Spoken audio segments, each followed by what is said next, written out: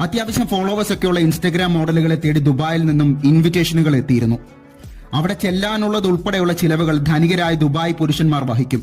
അവരോടൊപ്പം ചില പാർട്ടികളിൽ പങ്കെടുക്കണം.